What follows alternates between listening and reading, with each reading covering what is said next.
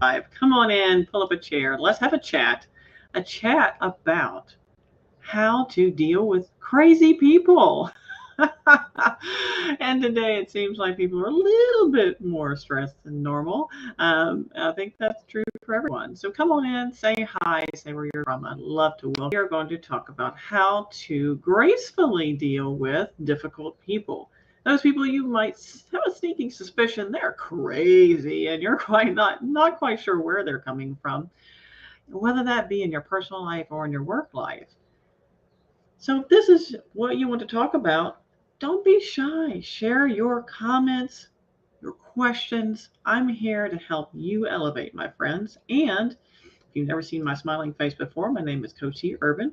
You can find out more about me at coacheurban.com. And what I do is I partner with leaders and teams to elevate their impact so they can achieve peak performance and happier careers and lives. So come on in, say hi, say where you're from. And if you're watching the replay later, don't be shy. Give us a shout out. Don't forget to tune in to the Career Coffee Chat podcast on all the major channels, including the YouTube link in the comments below. Now, you probably already know people cannot drive you crazy if you don't give them the keys, right? So why is it that some people are so darn difficult to deal with? Today, we're going to have a great conversation around how to discover the biggest reason why some people annoy you and what you can do to interact with those difficult people with more style and grace.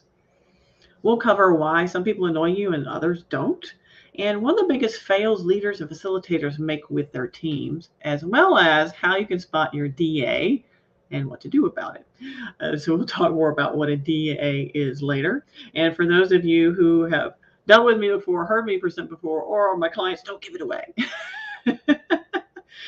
Misunderstandings are often one of the most, or one or more of two particular factors. And I want to say hi to Jesse tuning in.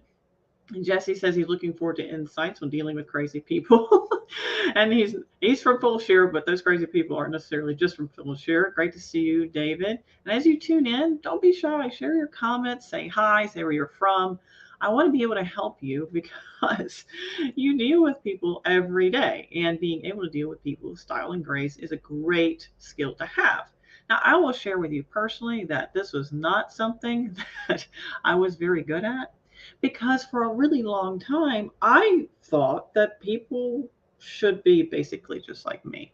And face it, if we're not aware that there are different people and there are different styles and different personalities, different ways of being, inferring information, different ways of communicating, we could all maybe fall victim to that mindset. Why aren't these people just like me? I don't understand why they're doing X or Y or Z, because I would do it like this. This just doesn't make any sense.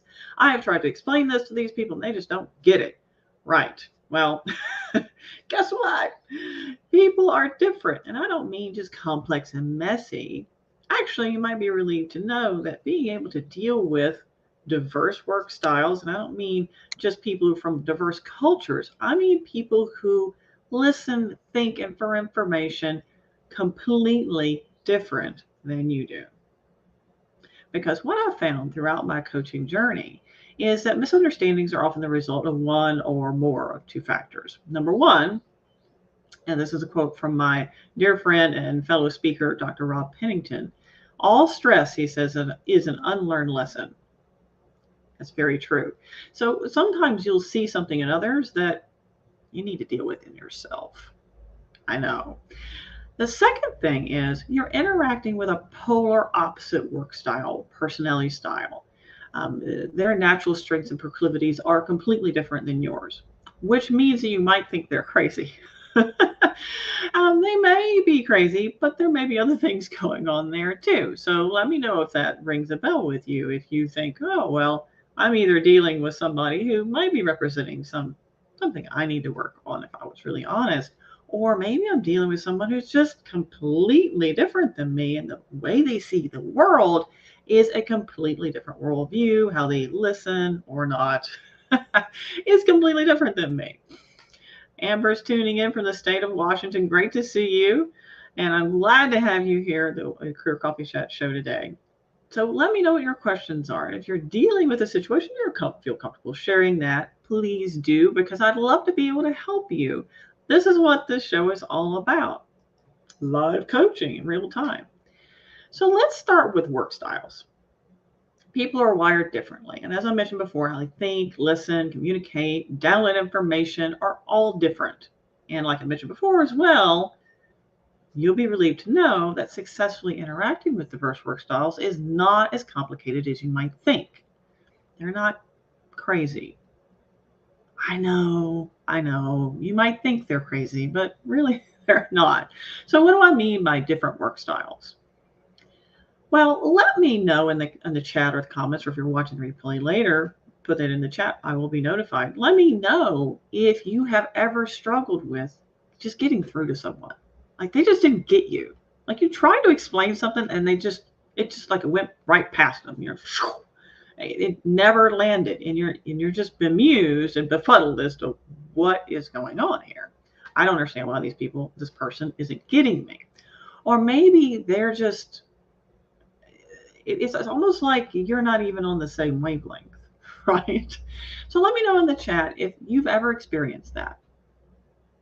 Because if you didn't understand why a person behaved the way they did, chances are they might be a different work style. That diverse perspective could be a result of cultural differences, or more likely, it could be a very different work style than you. And those I coach, most workplace conflict stems from interaction of diverse work styles. And I would have to say a knowledge vacuum. So in other words, these are people who are not aware that there are diverse work styles. There are different ways, no matter where they're from, no matter what culture they hail from, what part of the world, what kind of food they eat, what religion they practice, doesn't matter. People in general are composed of several different diverse work styles. So who they are and how they show up and how they get information from the world around them, how they interact with their environment is very, very different. So these people who are completely unaware of this in a vacuum may not gel very well. Now, there's compatible work styles and there's polar opposite work styles. And what we see is most conflict, when you think that person's crazy, is probably in a polar opposite work style. Does that make sense? And Jesse said, and they might think we're crazy too for our personality. Yes, you are right. You are spot on. So I'll give you an example. So one of my clients, she working for a major multinational firm. It's a social media firm. I won't say who, but was working for this firm. And this particular company, major conglomerate, is comprised of a vast amount of very driven personalities. Very driven, very, achievers, high achievers, metrics driven, what next folks. They like to be seen. They want to be heard. They want their opinions heard. And my client is not really that driven to share everything that she experiences or ever wants or all her goals or all this stuff with her community at work. So in this very driven what's next environment, she was actually kind of the polar opposite, more reserved as an engineer. She was behind the scenes making sure everything worked. But the people who were making decisions just didn't get her. They thought that she took too long to make decisions because she wanted to make sure those decisions were right before she moved forward, because failure had a big impact. That was not negotiable. So these people who are very, what next? Like, just get it done, just do something, thought that she was an anchor dragger. And as a result, she actually had to leave the company to find a culture that kind of understood her and supported her very different work style. Now, this has happened more than once, actually. In a company that has a predominant amount of a certain type of work style or compatible or similar work styles, will often drive out people who are not gelling with that work style. It's fascinating, and it does happen. Because when you're interviewing someone, chances are, if you're a what next, get it done kind of person, you will want to hire more what next, get it done kind of people. That's great to a point. The challenge is you're actually missing out on opportunity to work with some people who may just tone you down a little bit and give you more data for the decisions that you're just what next, getting it done. Make sense? So this is what happens quite often. And David mentions absolutely. Sometimes I think it's because people often come to the conversation with biases, yes, that prevent them from being open to other viewpoints. Yes, and oftentimes, depending on the work style, that person may or may not be as open naturally to hearing another viewpoint. Yes, so it's not just biases, it's not just cultural differences, there's more to it. And the good news is there's a very solid foundation which to understand these quote unquote crazy people so you can deal with them with more style and grace. Right? All right, so let's dive into what that might look like. Because these work styles don't inherently see eye to eye and understand one another, this can create some challenges. But like I mentioned before, if we ignore the fact that being around other diverse work styles helps round us out, we could be losing out on a big advantage for ourselves and our teams. Take, for example, my husband and I are polar opposite work styles. I'm a driven, what's next kind of person. I'm also more of a people person. I'm not a die-hard extrovert, but I'm more people inclined. My husband is more reserved. He's very thoughtful. He likes to take his time. He likes to have the right answer, and he likes to be right. But to be fair, so do I. So you can imagine how much fun this is. Good news is we're both aware of that. So what he does is he helps round me out. So while I'm like charging ahead, he's like, wait a minute, here's some fine print over here you might want to pay attention to. And at first I had the inclination to just push it aside. But because I'm aware, I go, okay, let me see what this is. Oh, okay, thank you. So we work very well together. One has to be aware of this, though, in order for this to gel. Because in another example, I was not necessarily in the position of influence I'd like to have over this person to say, hey, you're a diverse work style from me. It's not that what I'm doing here is wrong or bad or making you feel insecure for some strange reason. It's just because I'm different than you. I wasn't in that position. And that may happen to you. It's not every day that we can go, even after this great chat we're going to have today, go off to this crazy person and go, you know what? I know why we're having such difficulty. It's just because we have different work styles, and explain everything to them. Probably not realistic. So because I couldn't necessarily have this conversation with this person who happened to be a former boss, he saw me as a threat. Very different work style than me, and he saw me as a threat. So he wanted to micromanage every single thing I did. You can imagine how well that went over. I then had to make sure that I created an environment for our interactions that he would feel safe and feel informed, so he didn't have to micromanage me. And it worked because I knew his work style and I knew what he needed, and I knew what he needed to feel safe and confident and secure. So I made sure I provided that so he could do that. I couldn't change him. So that's one thing to understand is wouldn't it be nice? But it doesn't work that way. We can't wave a magic wand and change other people, but we can change how we interact with other people. All right? So let me know if you have any questions so far, because I'm happy to help. Now, Hussein mentioned if the intention of the other person is to attack, nothing will stop him or her except to act wisely and not be drawn into what him or her aims at. Correct, yes. Of course, every case has a reaction and a wise action. Yes, absolutely, Hussein. Thank you for that thoughtful comment. Yes, some people are just antagonistic. And I will share with you, Hussein, oftentimes the catalyst for this antagonistic behavior is because that person is a diverse work style. What comes natural to them, what's important to them, their values, and how they interact and see the world are very different from yours. So when we have that difference or that dissonance, when we start articulating whatever it is, maybe it's our perspective or our point of view, this other person may see that very differently and have a very different take on it that may not be beneficial to the conversation, if that makes sense.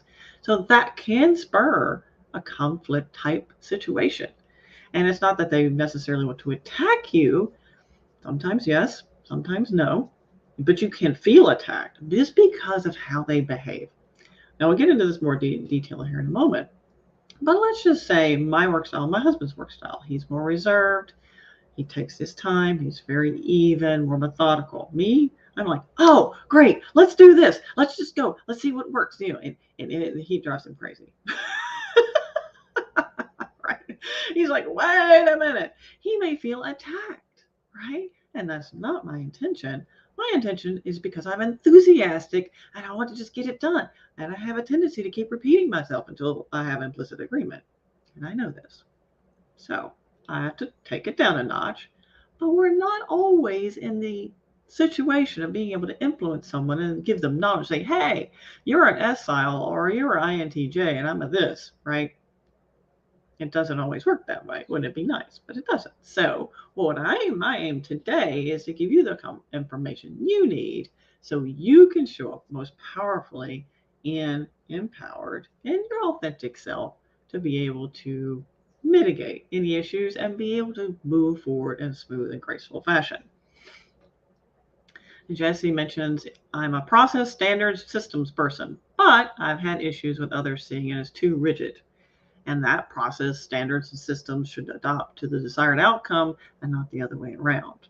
Yes, you're dealing with a different work style there, Jesse. It takes understanding on both sides, absolutely. And empathy goes a long way. Yes, absolutely. So in the story I shared earlier, even though my client had to leave that major social media company because of the situation, she did actually have a better rapport with her boss up till her exit because she was aware that her boss wasn't intentionally being an egotistical jerk.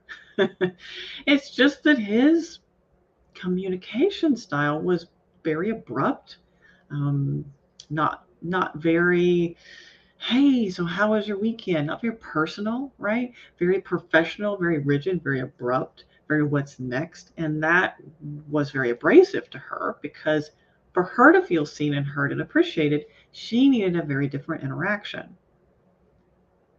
So sometimes how we show up can be abrasive to other people and we don't even mean it to. True story, that was me. So years ago, before my pivot point, before I woke up, before I shifted from a fixed mindset to a growth mindset, I was that abrasive person. And I didn't mean to. It wasn't that I went into work every day and go, okay, who can I tick off today? Even though you might think these people actually do think that when they're going to work every day, we're getting ready to log on. How can I make people miserable? No, that's not what they're doing. I went to work every day with an honest and sincere intention to do a great job. And I am and was a very what next driven person. At that time, I was completely unaware. So, with not having that awareness, I had no idea that just my behavior, my natural behavior, would be abrasive to other people who needed a more personal touch, who needed that, hey, how was your weekend? Or to need to be included in a more collaborative style versus of, hey, we just need to get this done. Let's do that, you do this, right? That was not what these people needed. Now, some people less than others, but a lot of people really didn't appreciate that very driven style. And it hurt me. It hurt my career trajectory and it hurt me moving into a leadership role until I became aware, until I became more savvy and recognized that the implications of my behavior. Then I can make some small adjustments that were still authentic to me and a lot more fun, to be honest. And suddenly, 9 months later, I was given a leadership position, right? So you would be shocked at how just the knowledge, being able to apply this in the workplace setting or in your personal life can make a huge difference, right? Now, Amber says, until we accept the diverse work styles lend a balance to a group or organization, we really miss out. You are spot on, sister. But clearly it's difficult to deal with sometimes. It can be. It can be. When you're dealing with a person who's completely unaware about the implications of their behaviors or their work style, it can be very difficult or more interesting to deal with. Because we are not always in the position or the luxury of saying, hey, you're this type of work style, I'm of that type of work style. What I need to be seen and heard is just to slow down a little bit, give me a little bit of time and space, or whatever that looks like, right? Allow me my processes, and no processes aren't going to flex for every single situation and to the outcomes you want to see, to Jesse's point. Right? We don't always have the luxury of being able to establish that for ourselves, and sometimes we do. So let's dive in and have a little bit of fun. All right, you ready for a little bit of fun? So you've heard work styles being said a couple of times, and you've heard them and probably experienced several types of assessments in the past: Hogan, Berkman, Myers-Briggs, DISC, StrengthsFinder, etc., etc., etc. Now, how many of them actually stuck with you? So I'd love to hear from you if you actually leverage any of these, and if you do, which one? Because in my experience, with very few exceptions, most personality work style and strength assessments are either too complicated or just too fluffy. So we'll skip all that explanation and where they came from and why we have them and blah, blah, blah, blah. To summarize, we have today what we call strengths or work styles. And they set a reasonable foundation to understanding how a variety of different people across the globe, human beings, will interact with one another, to their environment, to stimuli, etc. These do not, however, take into account things like culture, upbringing, trauma, or additional learned behaviors, or neurodiversity. Okay, so they don't take into those accounts, but they do for non-neurodiverse people or neuronormals. They are setting kind of a foundation of, okay, if you're a human being, chances are you will fall into the spectrum somewhere. Make sense?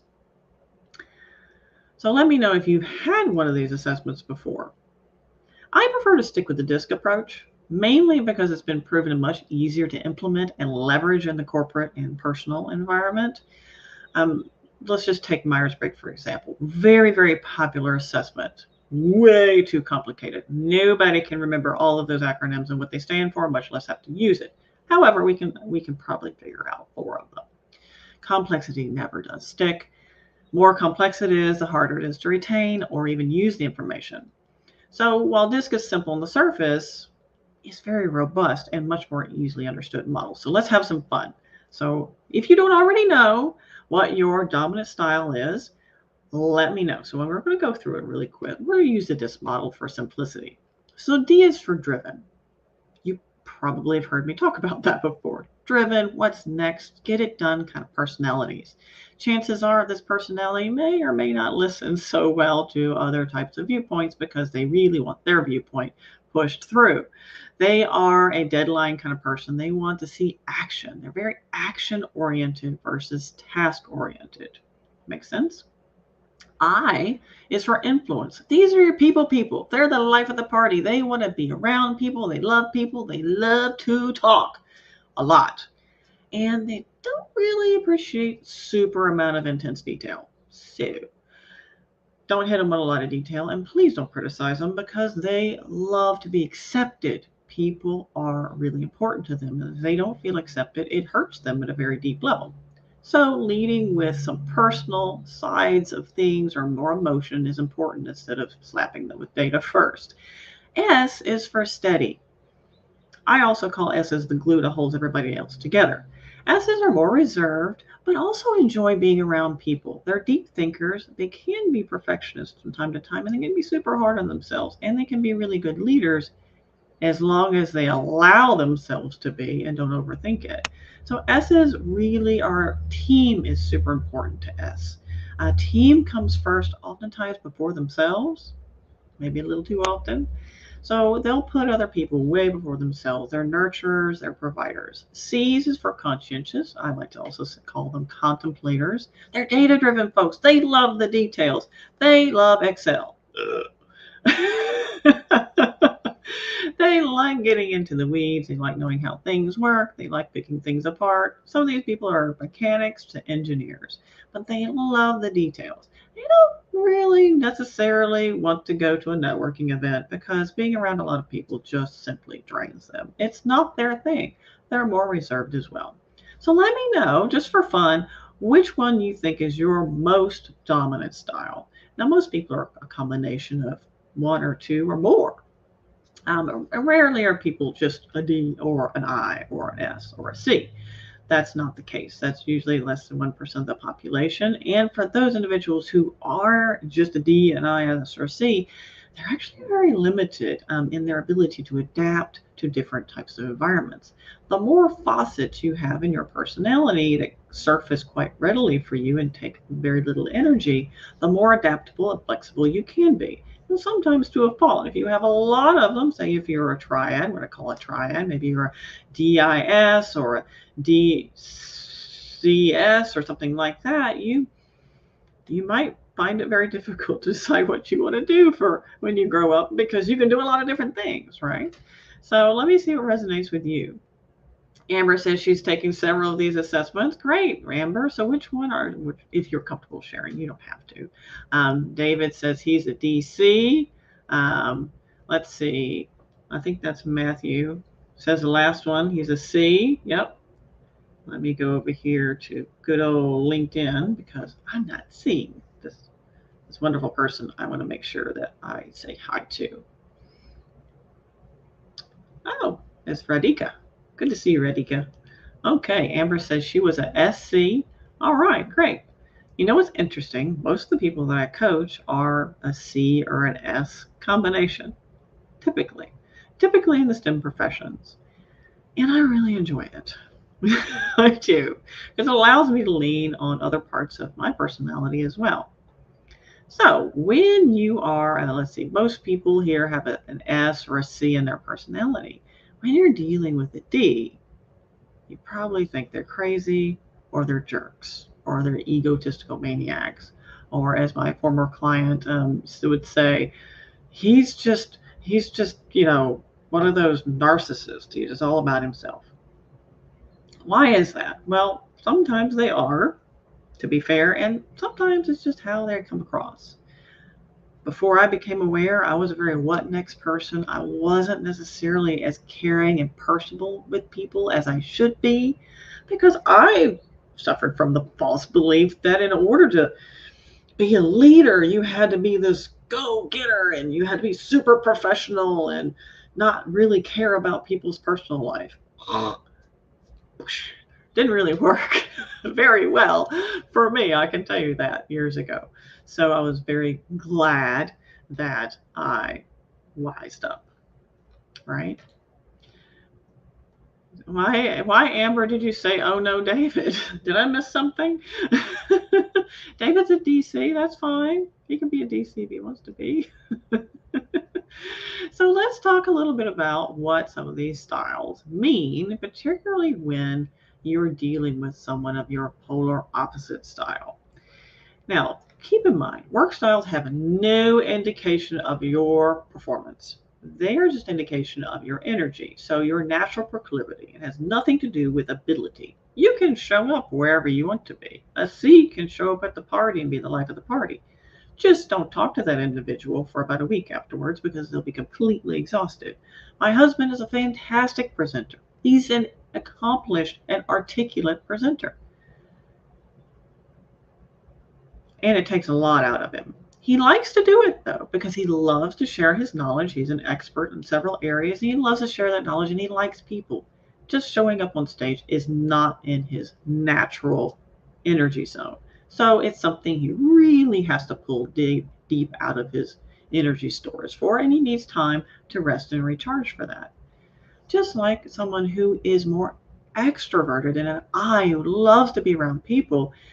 When we were all sequestered during the pandemic, these people really suffered, right? So it's very, very difficult. While all the C's and the S's were like, woohoo, we get to work from home, stay in our pajamas, read books. It's fantastic. Oh, you mean I have to be seen on Zoom? It's terrible, right?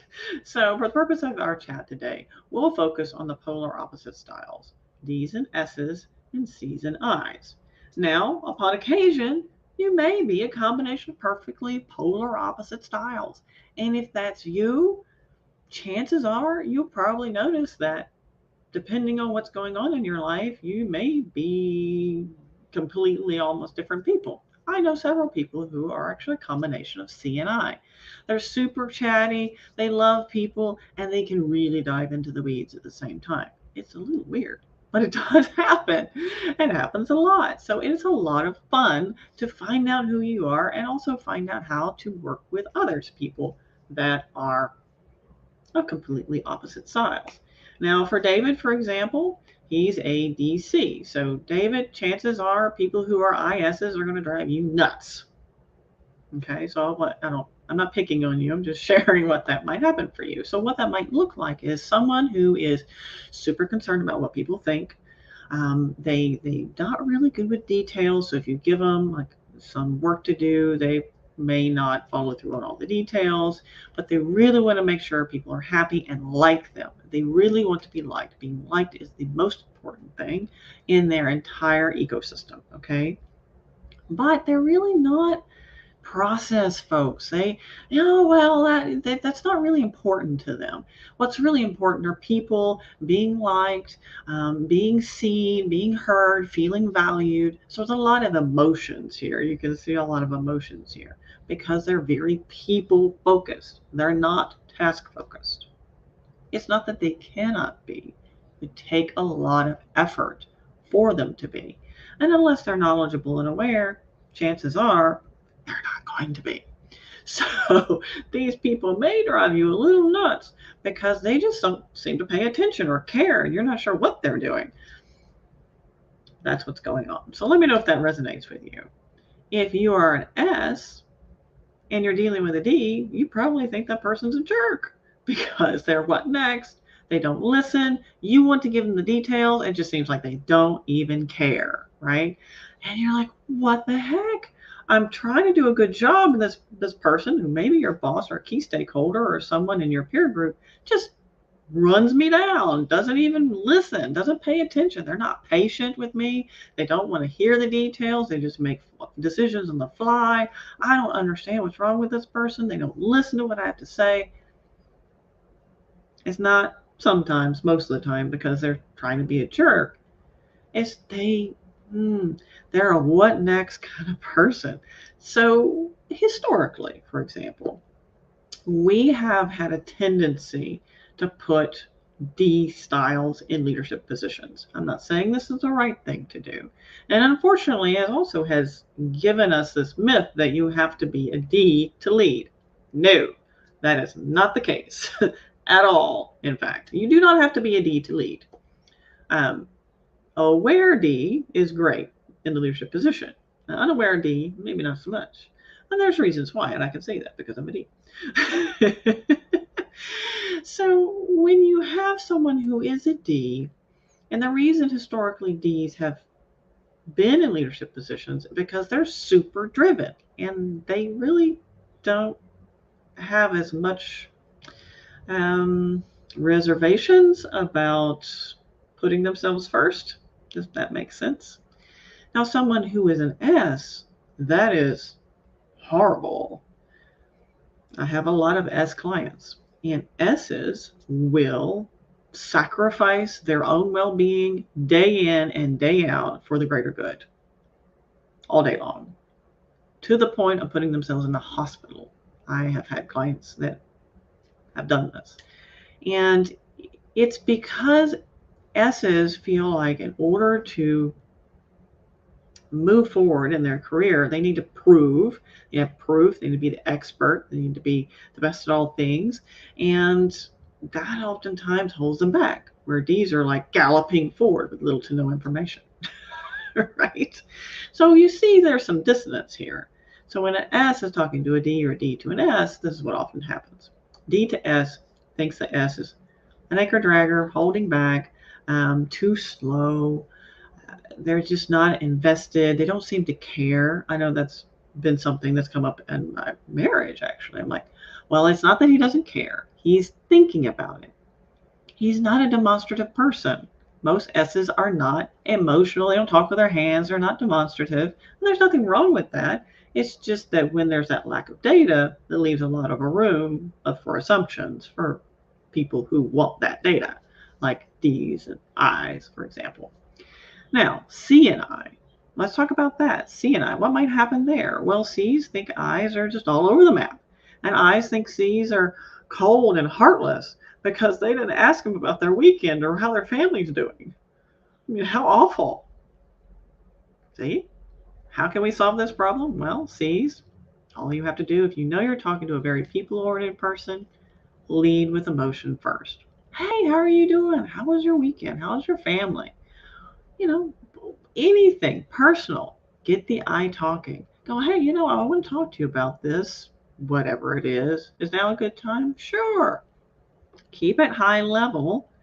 Get commitments on a few details. Follow up in writing and follow up again. And always lead with emotion. Hey, I know you're super busy. Have you had a chance to do X, Y, Z?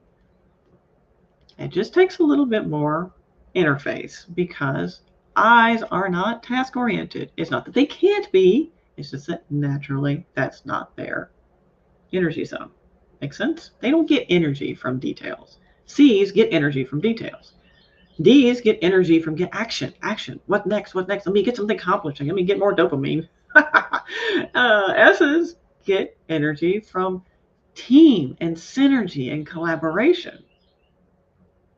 So there can be some dissonance there because the values in the energy zones are very, very different. So let me know what questions you have. What's coming up for you now? Now I've explained a little bit about what might be going on when you think these people are crazy and they just don't get me. So what can we do when we're working with a polar opposite style? Well, first of all, know what's important to them. With D's, if you're an S or any other work style, chances are, unless that person is a very aware D and has already been working on the DISC or other models, we can't always go, hey, I'm coming here from an S standpoint or a C standpoint, and I just want to have a few moments to share my details. We don't really want to mire D down with the details. And that's one reason why at the executive level, historically, when you do an executive presentation, you have to hit it very, very high level because they have no patience and no time for anything else. So we have to summarize a lot, give action time, action items, and dates. Now, when a D comes to you or someone who is very action oriented comes to you and wants an answer right away, I say just, I hear you. I know that you need this answer. If you don't mind giving me an hour or 2 hours or whatever time frame, give them a time frame. I will get this information back to you. Is that okay? As long as they know what that time frame is and they know that there's an action and some movement happening, they're fine. But we need to give them that thing to sink their teeth in. We need to give them that date or that expectation that we will deliver at a certain time. That calms them down and they're fine. So for those of you who don't feel comfortable giving answers on the fly, feel free to say, hey, this is a great question. If you don't mind, let me contemplate this for an hour, 2 hours next day, whatever works, right? Give them a time or a date. I will get back to you then with an answer to this. Is that okay? If they keep pushing, go, well, I'm not really able to give you this answer right now because I just need a few moments to contemplate it. That way, for me, I know that I will feel comfortable with giving you the right answer. Is that okay? So Amber says, I'm getting so many aha moments and LOLs out of this because it's so true. I'm glad you're finding it true, Amber, and useful. So yes, I mean, when someone's pushing at you and you are not the type of personality who wants to just give an answer on the fly, feel free to set expectations. And know that if you're dealing with someone who's a what next kind of person, you probably need to give them a date or a time or something like that so they can sink their teeth in it. That way they know that you are invested and you do care about their urgency. They just want to see that you also have a sense of urgency and there's action happening. That's very important to them. So once they see that, that calms them down and they're probably okay, right? Now, what else? What if they want to drive the conversation? They're driving it off a cliff. What do? And we, the detail-oriented person, goes, wait a minute. You haven't looked at all the details. You haven't followed the process. What's going on? Number one, no matter who it is, D or otherwise, please don't say anything in the middle of everybody else, in the middle of the meeting. Wait till after the meeting and then say, hey, wow, this direction we're going is very interesting. I know you probably already are aware. It's very important that we want to give this person the benefit of the doubt. The last thing we want to do is going, well, you didn't talk about this and this didn't happen and this wasn't brought up and we didn't consider. You are probably already aware that this detail and that detail, what do you think about that? Let this person contemplate, right? They may push it aside and we can't do anything about that, but how we bring it up is so incredibly important, because if we bring it up the wrong way, these types of personalities, and really anybody, to be honest, will put up a block. We cannot have that happen. So in order to be seen and heard, we have to give them benefit of the doubt. So as you're probably already aware, this detail or that deal or this process, you probably already know about XYZ process. How does this fit into that? Can we have a conversation about it? Are you okay with having a conversation about it?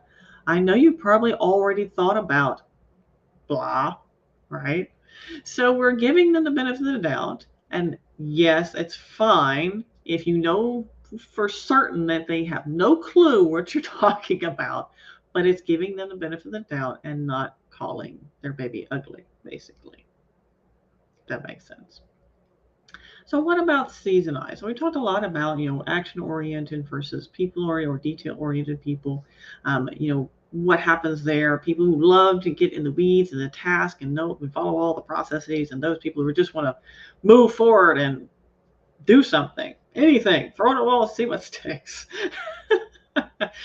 So we know how to approach that situation, but what about those people who are, C and I? What about the people who are people and not detail-oriented? Well, what about the other way around? What if you're an I and you want to deal with someone who's detail-oriented? Well, first of all, if you want to make a meeting, for example, with a C dominant type of person, so they are a very detail-oriented person, let them know what the meeting is about. It drives them crazy for them not to know what the meeting is about. So if you just say, hey, there's a meeting, let's come to this meeting. And they're like, for what? How am I going to prepare? They need to prepare for the meeting. Let C's and S's prepare for the stinking meeting. Give them information before you invite them to the meeting. It's just a courtesy. I's may or may not care so much. They'll just show up and wing it. And maybe D's will too. But C's and S's, not so much. They don't appreciate that. I's also, when you need an answer for something, allow the person who's more detail-oriented time to think about it. Not everybody feels comfortable just moving forward on a whim, if that makes sense. So I could keep going at some length, but I'll wrap this up to say this.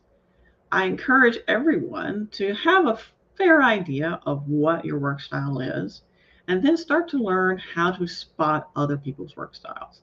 Now, of course, as with everything, I have some free resources. So if you're interested in those free resources, send me a note.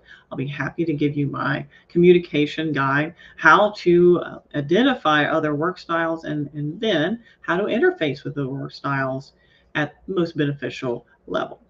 Now, it doesn't take into account neurodiversity, cultural differences, biases, and etc. But it does take into account the very basics of our human makeup as far as work styles and how we show up and behave and respond to our environments. So let me know if you're interested in that. I'm happy to share that information with you. Just send me an email or put a comment in the show notes or the show comments here today. So hopefully this was helpful for you about dealing with other people who you might think drive you crazy. Now, a quick note before I leave, I did mention DA. Now, what is a DA? You might be asking yourself, or maybe you forgot, but it's in those notes. And if you're detail-oriented, you probably picked up on that and you want to know, what's a DA, Erin? Well, a DA, you will run across these individuals from time to time in your life, whether it be in your work life or in your personal life. And DA stands for designated a-hole. And these people will drive you crazy. And what these people, they're here to teach you a lesson. They're here to teach you about something that you need to deal with in your life. And I'll give you an example. I had a DA when I was working many, many years ago, before my pivot point when I was a young professional, and I swore she was out to get me. But the truth is, she was really there to teach me how to let go and not be so controlling, because she was so very controlling and so insecure about everything. She was there to teach me a lesson because some of that was inside of me and I needed to deal with it. So when someone just annoys you because of some specific type of behavior, take a deep look inside of you. Sometimes that DA is there to teach you a lesson. And like my dear friend Rob Pennington says, all stress is an unlearned lesson. So hopefully this was helpful for you, friends, and allows you and enabled you and empowered you to deal with those people you might think are crazy. But the truth is they're just a different work style than you. And how they need to be feel, seen, heard, communicate, how they listen is just very different than you. And what's very interesting is once you are empowered the information by which to understand and identify these individuals and interface with them in a way that's authentic to you, then it really does de-escalate any sort of issues you might have and removes and reduces conflicts. If you happen to be in a position of leadership, the best thing you can do is understand your team's matrix, their composites, what type of work styles they have, and educate them on this, because this is one of the number one reasons why we lose valuable resources. I have seen people leave companies simply because they didn't feel seen and heard, and their work style was not appreciated by those around them. Because we tend to hire people that remind us of ourselves. And by doing so, you're losing out on a huge opportunity to have a more well-rounded organization. You can't just operate very successfully on one side of the work style spectrum. That leads for a very lopsided approach to everything that you do. And your corporate culture will suffer, as well as your productivity and your performance will suffer as well if you're leading a team with diverse work styles that are completely unaware. You'll have misunderstandings and you won't know why, and you won't know why Sally doesn't get along with Tom and vice versa, right? And you'll just think those people just hate each other or whatever's going on, and you're confused and diffused of why, right? You have no idea what's going on. You're just at a loss. Chances are they're different work styles. So please do yourself and your team a favor and get them a work style assessment. Understand your own work style and be able to lead them through an understanding of how to deal with one another at a very fundamental level. So hopefully it's helpful for you, my friends, because as always, I am here to help you elevate. So keep elevating. And until next time, this is Career Coffee Chat. Don't forget to check out the YouTube channel and sign up and follow our YouTube channel so you won't miss out on any shows. Until next time, my friends, ta-ta.